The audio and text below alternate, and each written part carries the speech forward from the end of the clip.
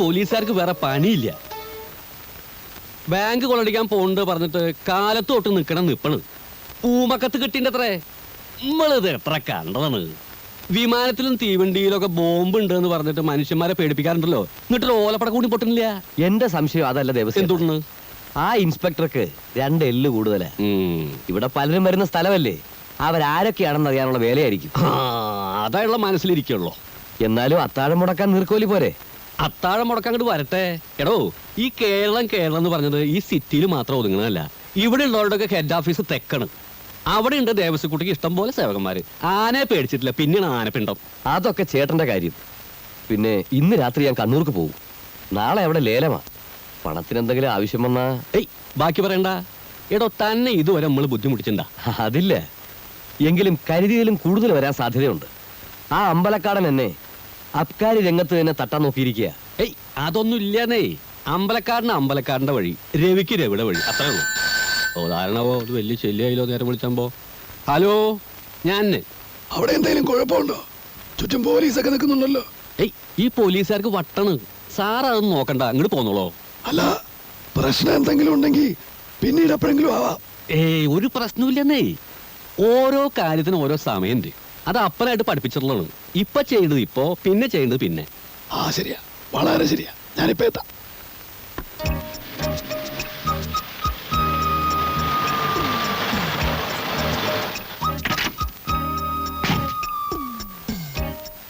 എന്താ ഇൻസ്പെക്ടർ സാറേ, ദേവസ്വം ബാങ്കിന്റെ പോയി പോലീസും പട്ടാളമൊക്കെ? നിങ്ങളാരാ? റിട്ടയർഡ് സൂപ്രണ്ടിംഗ് എഞ്ചിനീയർ രാമൻ സാറേ, ഇങ്ങോട്ട് പോന്നോളോ. സാറ് നമ്മുടെ സ്വന്തം ആളാണ്, പേടിക്കാനൊന്നുമില്ല. ഇങ്ങോട്ട് പോന്നോളൂ.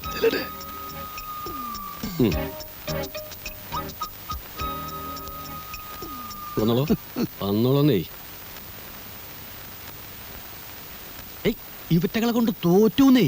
കാലത്ത് തൊട്ട് വന്ന് നിൽക്കണം നിപ്പാണ്. ഈ പോലീസിന് ഇത്ര ബുദ്ധിയില്ലേ? ബുദ്ധിയില്ലാത്തോണ്ടല്ല, ചിലപ്പോ അവരുടെ കണക്കൂട്ടില് തെറ്റും. അതാണ്. വന്നോളൂ. എല്ലാം നമ്പർ 20 ആണല്ലോ. ഇവിടത്തെ ഒരു പതിവിന്റെ എല്ലാ മാസവും 1-ാം തീയതിയാണ്. ഒക്കെ മിനിസ്റ്റർ പറഞ്ഞിട്ടുണ്ട്. ആ പെട്ടി തിരിച്ചു വേണം. അതിനെന്താണ്, ഈ ക്യാഷിന്റെ കാര്യമൊക്കെ നമ്മൾ തന്നെ കൈകാര്യം ചെയ്യാം. അപ്പനുള്ള കാലത്ത് തന്നെ അങ്ങനെയാണ്. സ്റ്റാഫിനും കൂടി ഡീറ്റെയിൽസ് കൊടുക്കില്ല. അതുകൊണ്ടാണ് ഇത്ര സേഫേ. ഇരിക്കോട്ടോ.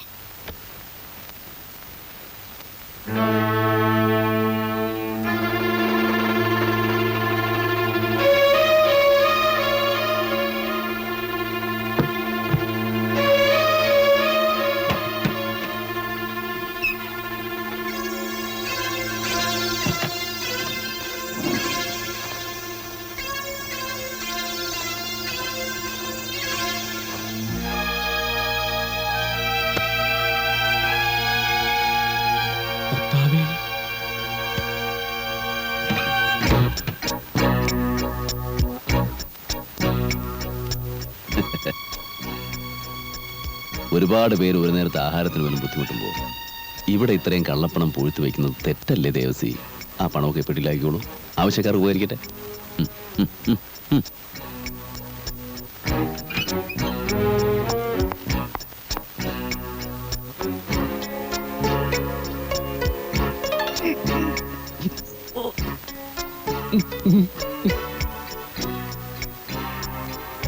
പുറത്ത് പോലീസ് ഉണ്ടെന്ന് വിചാരിച്ച് ബഹളം വയ്ക്കാൻ നിന്നാ നഷ്ടം എനിക്കല്ല, തനിക്കാ. ഇതിനകത്തുള്ളത് ഈ നാട്ടിലെ പല പ്രമുഖരുടെയും കള്ളപ്പണമാണ്. ഇതെവിടെ നിന്ന് കിട്ടി, എങ്ങനെ കിട്ടി എന്നൊക്കെ ചോദ്യം വന്നാൽ ഉത്തരം പറയാൻ ദേവസ്വം വിഷമിക്കും. അതുകൊണ്ട് ആലോചിച്ച് തീരുമാനമുള്ളൂ. ദാ ഇതിവിടെ ഇരിക്കട്ടെ, ഒരു ധൈര്യത്തിന്. കുട്ടികളില്ലേ വീട്ടില്, കളിക്കാൻ കൊടുക്കാം. കളിത്തോക്ക പോട്ടെ.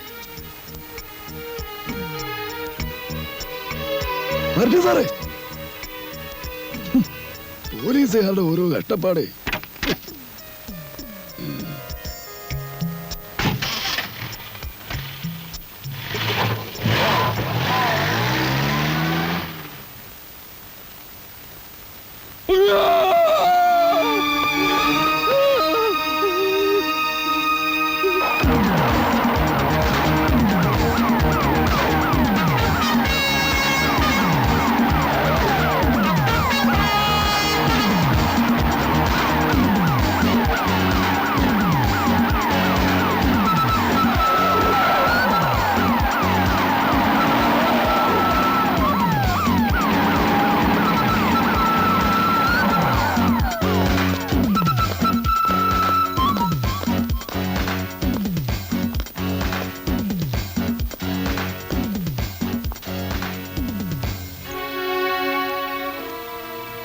Thank you inspector. ഈ കാർ ഞാൻ റെയിൽവേ സ്റ്റേഷനിൽ നിന്ന് എടുത്തതാണ്. ഇത് അവിടെ തന്നെ എത്തിച്ച ഉപകാരം.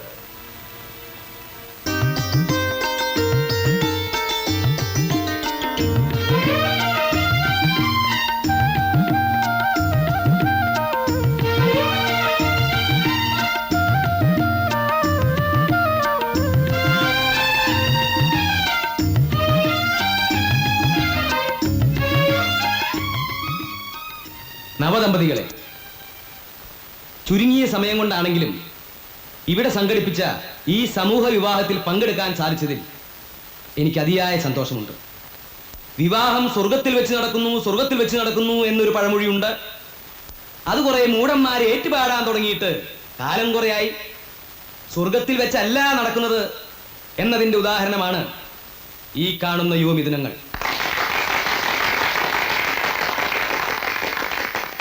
ഞാൻ ഇതിന്റെ സംഘാടകരോട് അന്വേഷിച്ചു, ആരാണ് ഈ യുവമിഥുനങ്ങൾക്ക് സ്വർണ്ണാഭരണങ്ങളും പുടവകളും സംഭാവന നൽകിയെന്ന്. കേട്ടപ്പോ എന്റെ കണ്ണ് നിറഞ്ഞു. സ്വന്തം പേര് പോലും പുറത്തു പറയാൻ ആഗ്രഹിക്കാത്ത ഒരു മനുഷ്യ സ്നേഹി, ക്രിസ്തുദേവനെ പോലെ, കൃഷ്ണ ഭഗവാനെ പോലെ, മുഹമ്മദ് നബിയെ പോലെ ആദർശശാലിയായ കേവലം ഒരു നിസ്സാര മനുഷ്യൻ. അജ്ഞാതനായ ആ സുഹൃത്തിന് ആയുസ്സും ആരോഗ്യവും നേർന്നുകൊണ്ട്, ആ പാദങ്ങളിൽ നമസ്കരിച്ചുകൊണ്ട് ഈ സമൂഹ വിവാഹം ഞാൻ ഉദ്ഘാടനം ചെയ്യുന്നു.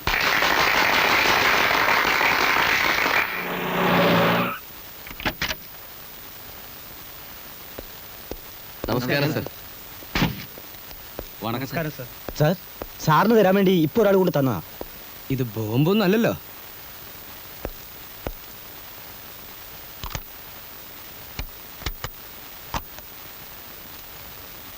ക്രിസ്തുദേവനെ പോലെ, കൃഷ്ണ ഭഗവാനെ പോലെ, മുഹമ്മദ് നബിയെ പോലെ ആദർശശാലിയായ കേവലം ഒരു നിസ്സാര മനുഷ്യൻ.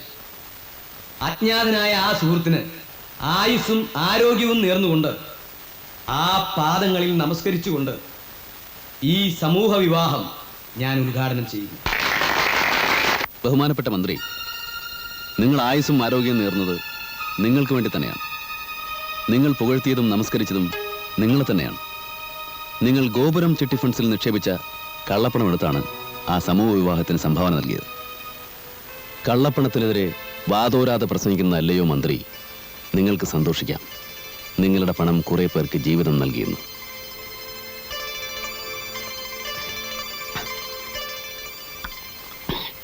എനിക്ക് 2 ഗ്ലാസ് വെള്ളം കൂടി വേണം. താൻ ആദ്യം സമാധാനിക്കടോ. എത്ര വെള്ളം കുടിച്ചു കൂട്ടുന്നേ? എങ്ങനെ സമാധാനിക്കാന്ന്? അപ്പനാപ്പാപ്പന്മാരായിട്ട് ഉണ്ടാക്കിയ പേര് നമ്മൾ കളഞ്ഞില്ലേ?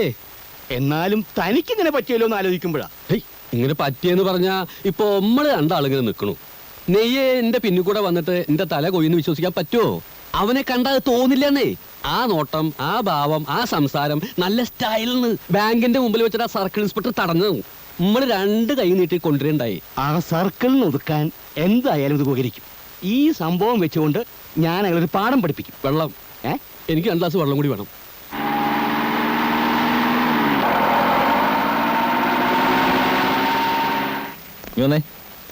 സെക്ടർ നമ്പർ 5 ഏതോ വീട്ടിലാണ് അവന്റെ താമസം. സാർ, ഏത് വീടാണെന്ന് കൃത്യമായിട്ട് അറിയില്ല. അതുകൊണ്ട് ആ ഏരിയയിലുള്ള കംപ്ലീറ്റ് വീട് സെർച്ച് ചെയ്യണം. സാർ, ആരെയെങ്കിലും സംശയം തോന്നിയാൽ അവരെ പിടിച്ച് ക്വസ്റ്റ്യൻ ചെയ്യണം. എന്തെങ്കിലും വിവരം കിട്ടിയാൽ സ്റ്റേഷനിലേക്ക് വിളിച്ചു പറ. Okay sir.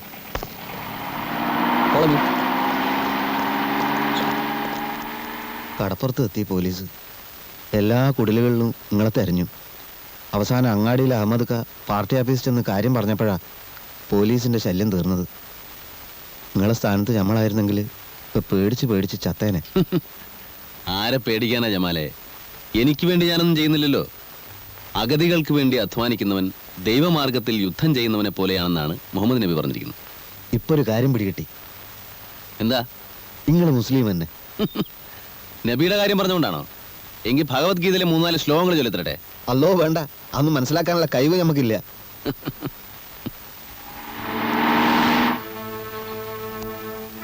പോലീസ്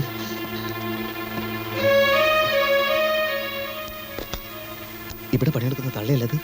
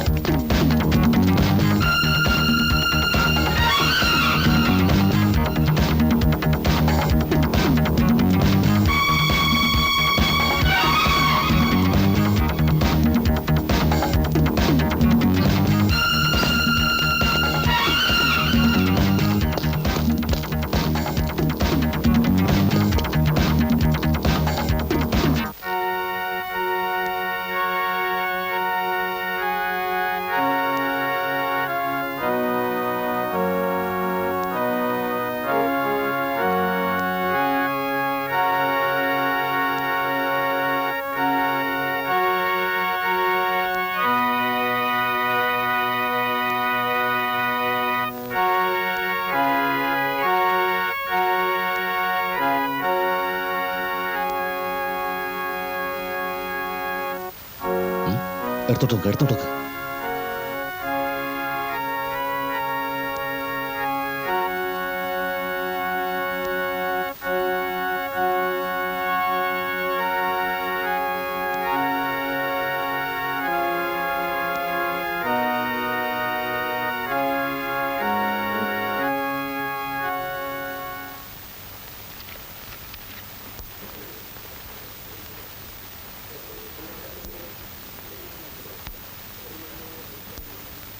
ഇവിടെ എങ്ങനെ എത്തി?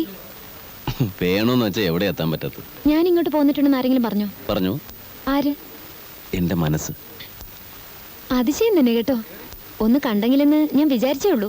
അതാണ് ഈ മനപ്പുറത്ത് എന്ന് പറയുന്നത്. ആനി എന്നെ കാണണമെന്ന് വിചാരിച്ചു, ഞാൻ വന്നു. ടോണി മുരളീധരൻ നായരെ അറിയോ? ഏത് മുരളീധരൻ നായര്? കസ്റ്റംസിലെ. കസ്റ്റംസിലെ? ഓ കസ്റ്റംസിലെ മുരളീധരൻ നായര്. അറിയാം. ഡാഡിയുടെ സുഹൃത്താ. ഞാൻ പിന്നെ എപ്പോഴും ഫീൽഡ് വർക്കിലാണല്ലോ. ഈ കള്ളക്കടത്തുകാരുടെ ശല്യം ഉണ്ടേ, അതുകൊണ്ട് എപ്പോഴും കെയർഫുൾ ആയിരിക്കണം. ആനി നടന്നോ?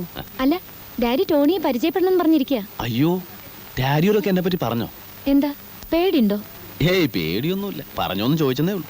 പറഞ്ഞു. ഇനി കാണുമ്പോ വീട്ടിലേക്ക് കൂട്ടിക്കൊണ്ട് വരാൻ പറഞ്ഞിരിക്കുക എന്നോട്. അയ്യോ, അതൊക്കെ ഇനി ഒരു ദിവസം ആവാം. മാത്രമല്ല ഞാൻ ഒഫീഷ്യലായിട്ട് കുറച്ച് ബിസിയാണ്.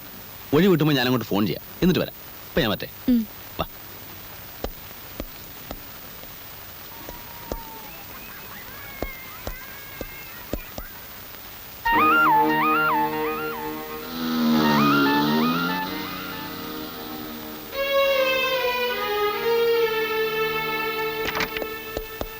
അല്ലെങ്കിൽ എന്തിനാ പിന്നീടാക്കുന്നത്? ഇപ്പൊ തന്നെ ഡാഡിയെ കണ്ടകളെ കയറിയ മലെ.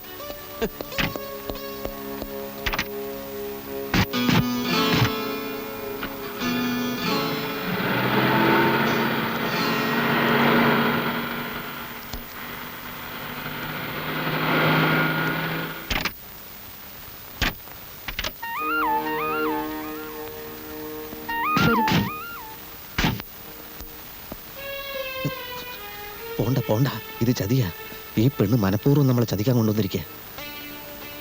വരുന്നേ. വരുന്നിടത്ത് വെച്ച് കാണാം. നീ വാ. ഡാഡി, ഇതാണ് ഞാൻ പറഞ്ഞ ടോണി. ഹലോ. പള്ളിയിൽ വെച്ച് കണ്ടതാ. ഞാൻ ഒരുപാട് നിർബന്ധിച്ചിട്ടാ വന്നത്. നന്നായി. ഞാനും ഒന്ന് കാണണമെന്ന് വിചാരിച്ചിരിക്കുകയായിരുന്നു. ഇത് mister Mathews, city police commissioner. I am Tony Louis. ഇത് ജമാൽ. ഹലോ. മാത്യൂസ് എന്റെ കസിനാ. ഞാൻ ഇറങ്ങാൻ തുടങ്ങുകയായിരുന്നു. ഞങ്ങൾ വന്നുകൊണ്ടല്ലോ. ഒരുപാട് ജോലിയുണ്ട്. നാട്ടിലെ കള്ളന്മാര് കൂടുമ്പോഴാണ് പോലീസുകാർക്ക് ജോലി കൂടുക. സത്യം, ഇപ്പൊ അങ്ങനത്തെ ഒരു അവസ്ഥയിലാണ്. ഉവ്വോ. എന്നാ ഞാൻ ഇറങ്ങട്ടെ. ആ. പോട്ടെ ആനി, പിന്നെ കാണാം. ഇരിക്കും ടോണി. ഹലോ. Hi Tony. ആനിയോട് കുറച്ച് കാര്യങ്ങൾ തുറന്ന് സംസാരിക്കണമെന്നുണ്ടായിരുന്നു. എന്നിട്ടാണോ തിരക്കുണ്ടെന്ന് പറഞ്ഞ് പെട്ടെന്ന് പൊക്കളഞ്ഞത്? അവിടെ ഡാഡിയുടെ മുമ്പിൽ വെച്ച് എന്ത് സംസാരിക്കാനാ? മാത്രമല്ല ആ ജമാലിന് നല്ല സുഖമില്ലായിരുന്നു. എന്താ ഇത്ര കാര്യമായിട്ട് പറയാനുള്ളത്? പറയാം. നാളെ വൈകുന്നേരം ഫ്രീ ആവോ? ഒരു 5 മണിക്ക്. എവിടെ കാണാമെന്ന് ഞാൻ രാവിലെ വിളിച്ച് പറയാം. Okay, good night. Good night.